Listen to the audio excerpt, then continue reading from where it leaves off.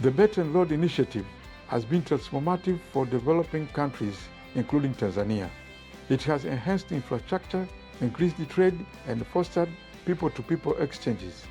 Projects like ports, railways, and industrial parks have opened new economic opportunities and threatened regional connectivity, aligning with Africa's development priorities.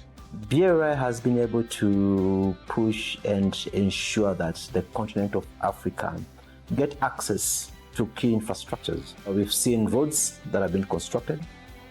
We've seen ports that have been constructed. We've seen railways that have been able to be constructed. You look at Kenya here, we have the SGR. SGR starts from Mombasa, basically bringing things in and then be able to push them to Nairobi, the capital city, and other parts. These are the things that have really transformed and changed the continent of Africa and specific countries like Kenya. They are able to ensure that we promote economic cooperation and ensure that everybody benefits. And this is the uniqueness of BRI.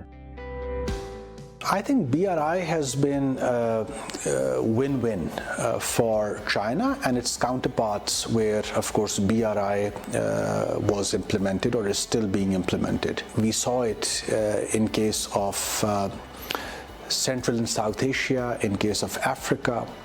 Several projects and programs were launched, and BRI investments have led to improved infrastructure in energy, in road, railways, ports, for example.